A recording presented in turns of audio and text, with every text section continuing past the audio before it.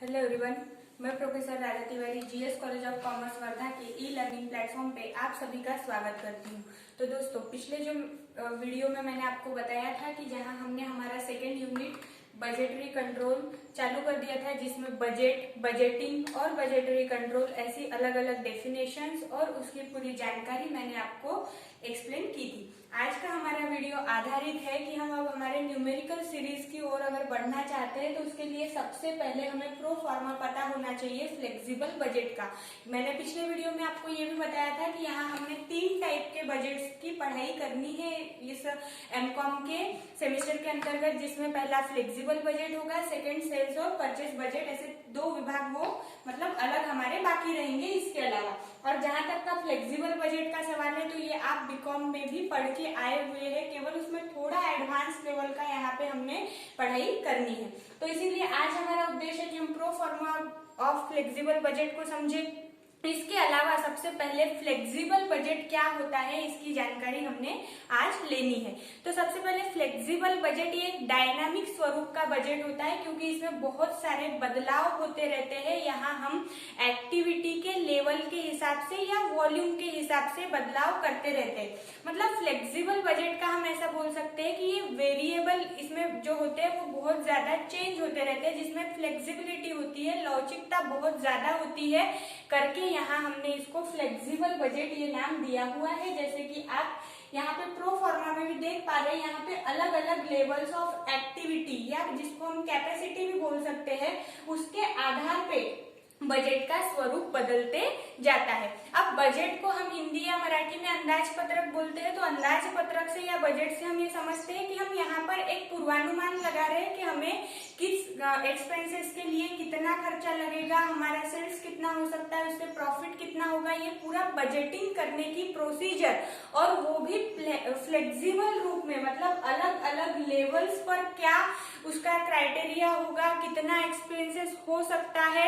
एक at present वहां पर हम एक लेवल को या एक्टिविटी के कैपेसिटी को पकड़ते हैं और उसकी पूरी जानकारी हमारे पास होती है, और उसके आधार से हम आगे की, जैसे कि अगर हमारे पास मान के चलते हैं कि 50% की पूरी जानकारी दी हुई है, तो 50% के इन सभी एक्सपेंसेस की जानकारी से हम 60, 70 to 100% मतलब फुल कैपेसिटी की यूटिलाइजेशन तक का पूर्वानुमान लगा सकते हैं या बजटिंग वहां पर कर सकते हैं। इसके अलावा हम ये भी बोल सकते हैं कि ये कॉस्ट का बिहेवियर कैसा है, इस पर ये बजट आधारित होता है। मतलब यहाँ पे हम हमारे नॉलेज का यूज करके कॉस्ट बिहेवियरिंग पैटर्न जो है, मतलब कॉस्ट में चेंजेस किस हिसाब से हो रहे हैं, किस प्रतिशत में हो रहे हैं, इसके आधार पर भी हम जो प्रेजेंट लेवल है उस पर से आगे की लेवल का अंदाज बांधते हैं। तो ये हमारा यहाँ पे मैंने थोड़ी सी जानकारी आपको फ्लेक्सिबल बजट में क्या होगा इसकी दे दी। अब फ्लेक्सिबल बजट के प्रो फॉर्मा में यहाँ पे आप देख पा रहे हैं, सबसे पहले 3 टाइप के कॉस्ट में मैंने फ्लेक्सिबल बजट के पूरे ढांचे को या प्रो फॉर्मा को डिवाइड कर दिया है। तो इसमें सबसे पहला है वेरिएबल कॉस्ट, फिर है सेमी वेरिएबल कॉस्ट और फिर है फिक्स कॉस्ट। भले ही यहाँ पे फिक्स कॉस्ट सबसे आखिरी में दी हुई है, लेकिन हम समझने की शुरुआत फिक्स कॉस्ट से ही करेंगे कि फिक्स कॉस्ट जो है इसमें क्या होता है कि अगर हमारे बजट, मतलब हमारा जो व्यवसाय है या जो हमारा जिस वस्तु का प्रोडक्शन करने का काम है, अगर प्रोडक्शन की लेवल 0 चल रही है, मतलब कुछ भी प्रोडक्शन नहीं हो रहा है, फिर भी हमें इन एक्सपेंसेस को करना ही पड़ेगा।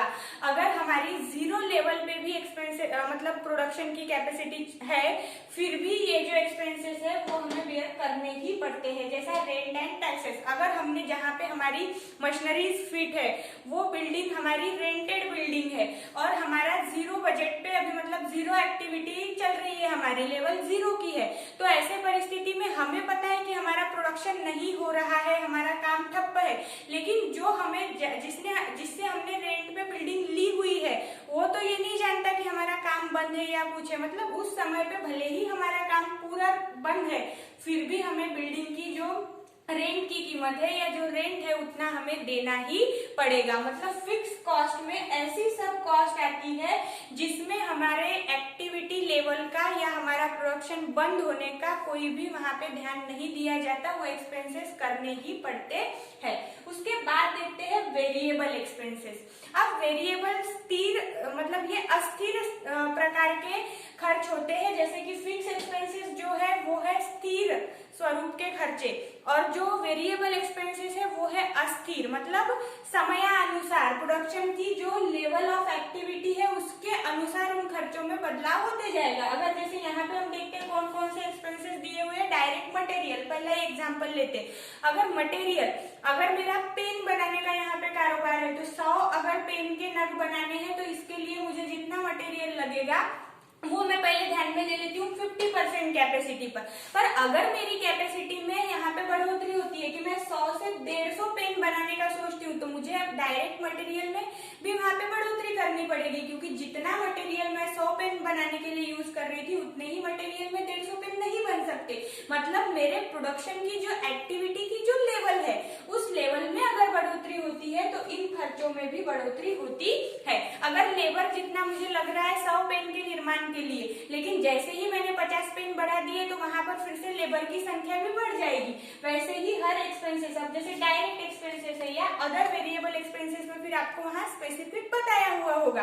तो यहाँ पे जैसे हमने डायरेक्ट मटेरियल के एग्जांपल से समझा कि प्रोडक्शन की जो एक्टिविटी करने वाली जो लेवल है या प्रोडक्शन और एक्टिविटी लेवल जो है उसमें अगर हम बढ़ोतरी करते हैं तो हमें हमारे खर्चों में भी बढ़ोतरी करना पड़ती है।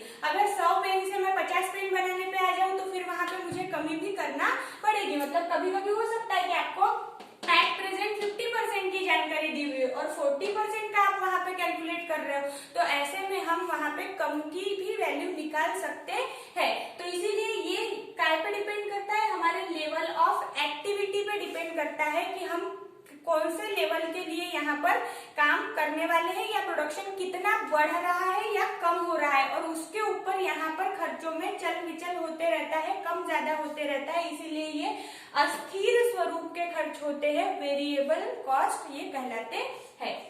उसके बाद है सेमी वेरिएबल कॉस्ट। अब ये जो सेमी वेरिएबल कॉस्ट होते हैं ये ना पूरी तरीके से फिक्स होते हैं और ना पूरी तरीके से वेरिएबल कॉस्ट होते हैं, इनकी इन बिटवीन कंडीशन होती है। मतलब ये कुछ हद तक फिक्स्ड कहलाते हैं और कुछ हद तक का वेरिएबल कहलाते हैं, इसीलिए ये बिचौले की तरह यहाँ पे सेमी वेरिएबल कॉस्ट के नाम से जाने जाते हैं। अब इन जो तीन कॉस्ट में यहाँ पे बाइफरकेट करना है हमें फ्लेक्सिबल बजट को, उन कॉस्ट को मैंने सबसे पहले उसका जो भी यहाँ पर जानकारी देने की वो आपको दे दी। अब हमारा काम है कि हम इस प्रो फॉर्मा को समझें, क्योंकि इसी के आधार पे हमारी न्यूमेरिकल सीरीज चलने वाली है।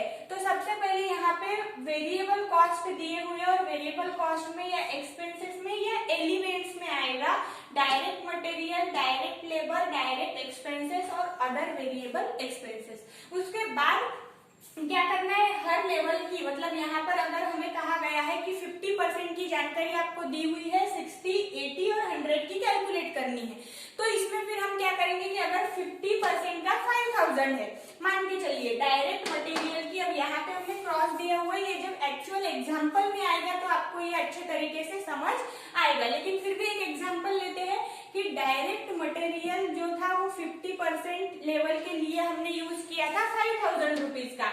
तो इसमें से अब हमने बाकी की जो एक्टिविटी लेवल है उसकी प्रोडक्शन उसकी कॉस्ट डायरेक्ट मटेरियल की कैलकुलेट करनी है। जैसे 60% की कैलकुलेट करनी होगी तो अगर 50% के लिए 5000 तो 60% के लिए 6000, 80% की होगी तो 8000 और डायरेक्ट 100% होगा तो 10000। मतलब एट प्रेजेंट की जो लेवल ऑफ एक्टिविटी है उससे हमने कैलकुलेट करना होता है।